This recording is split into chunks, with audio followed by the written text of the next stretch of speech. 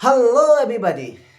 Net या BEd, net किसे कहते हैं, बीएड किसे कहते हैं, नेट करें या बीएड करें, किसमें जॉब मिलने की जल्दी संभावना है और किसमें ज़्यादातर चांस है कि जल्दी हमें जॉब मिल जाएगी, किसमें चांसेस है कि जॉब नहीं भी मिल सकती है, मिल भी सकती है।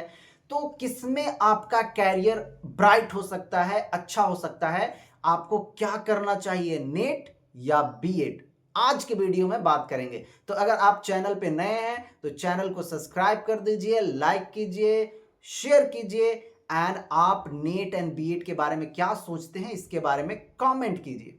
चलिए वीडियो को शुरू करते हैं। तो देखिए, बात करते हैं पहले बीएड के बारे में। 2 साल का कोर्स होता है और ग्रेजुएशन के बाद आप कर सकते हैं, यानी कि आप ग्रेजुएशन कंप्लीट किए और 2 साल में अपना बीएड कर सकते हैं। तो बीएड जब आप कर लेते हैं तो स्कूल्स में, हाई स्कूल्स में पर्टिकुलरली आप टीचर बनने के लिए एलिजिबल हो जाते हैं। अब नेट क्या है? तो देखिए, नेट का फुल फॉर्म है नेशनल एलिजिबिलिटी टेस्ट, यानी कि मास्टर डिग्री के बाद, एमए के बाद आप नेट का फॉर्म भर सकते हैं। भारत में जो नेट का एग्जाम अभी कंडक्ट कराती है वो एजेंसी है एनटीए। साल में 2 बार जो है कि नेट का एग्जाम होता है और अगर आप एमए किए हैं तो आप नेट का एग्जाम दे सकते हैं, या फिर आप अपीयरिंग में भी हैं तो आप नेट का एग्जाम दे सकते हैं। तो आपको क्लियर हो गया होगा कि नेट आपको कब देना है। आपको देना है एमए के बाद, यानी कि मास्टर डिग्री के बाद, और बीएड आपको कब करना है, ग्रेजुएशन के बाद। अब बात करते हैं कि अगर नेट आप निकाल लेते हैं तो आपको क्या बेनिफिट होगा, आपको क्या फायदा होगा। तो देखिए, अगर नेट निकाल लेते हैं आप तो असिस्टेंट प्रोफेसर बनने के लिए आप एलिजिबल हो जाते हो। देखिए, नेट होता है, उसके लिए 3 उसके डिटरमाइन किए गए हैं पर्पस। पहला है कि लोग नेट देते हैं जीआरएफ निकालने के लिए ताकि वो पीएचडी कर सकें, यानी कि कुछ रिसर्च कर सकें। दूसरे वो लोग होते हैं, नेट देते हैं ताकि असिस्टेंट प्रोफेसर बन सके कॉलेजेस में, यूनिवर्सिटीज में।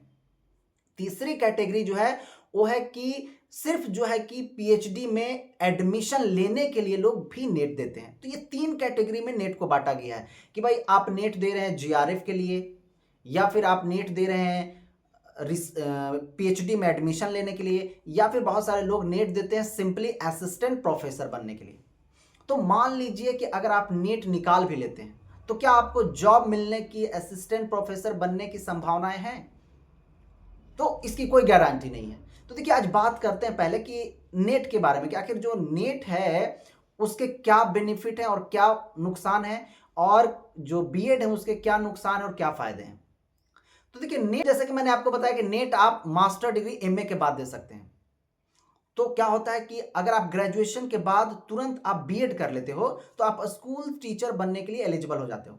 लेकिन आप बीएड नहीं किए, मान लो कि एमए कर लिए, और जब आप एमए कर लिए तो उसके बाद आपको निकालना होगा नेट। अगर आप नेट भी निकाल लिए तो बहुत ज़्यादा संभावना नहीं है कि आप जो है कि कहीं प्रोफेसर बन जाएंगे, क्योंकि कंपटीशन बहुत हाई है।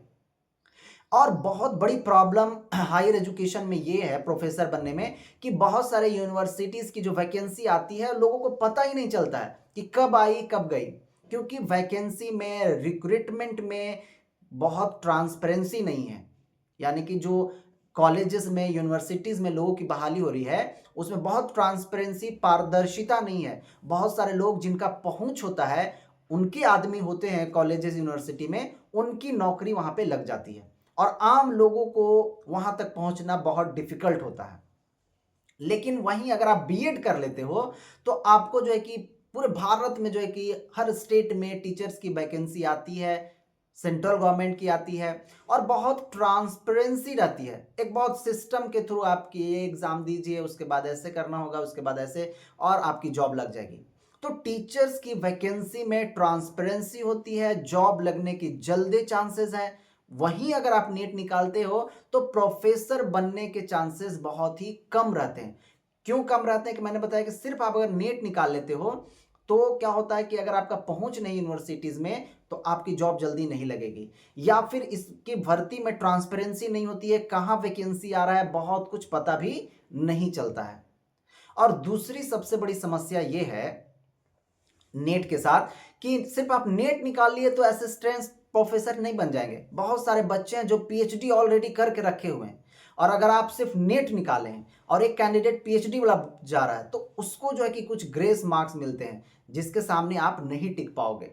तो इसीलिए असिस्टेंट प्रोफेसर बनना थोड़ा डिफिकल्ट है। यानी कि अगर आप अभी ग्रेजुएशन में हैं तो मैं यही कहूँगा कि आप बीएड कर लो, जिससे आपको जल्दी जॉब मिल जाएगी। अगर आप एमए की तरफ जाते हो और चाहते हो कि नेट निकाल करके असिस्टेंट प्रोफेसर बने, तो आपको ये रास्ता बहुत मुश्किल हो सकता है।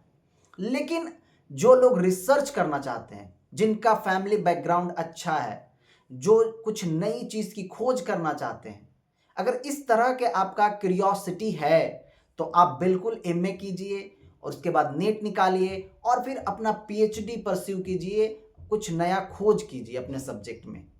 लेकिन अगर आप जल्दी जॉब चाहते हैं तो आपके लिए बेटर होगा कि आप ग्रेजुएशन के बाद बीएड कर लो और आपको जल्दी जो है कि जॉब मिल जाएगी।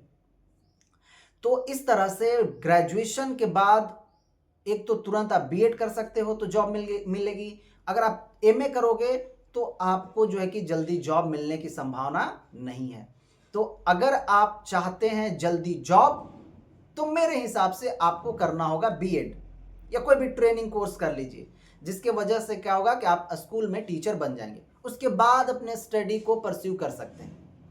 अगर आपका क्यूरियोसिटी है रिसर्च करने का, कुछ नई चीज़ को खोज करने का, जॉब जल्दी नहीं लेना है, तो आप एमए करो, नेट निकालो और फिर अपना पीएचडी परस्यू करो।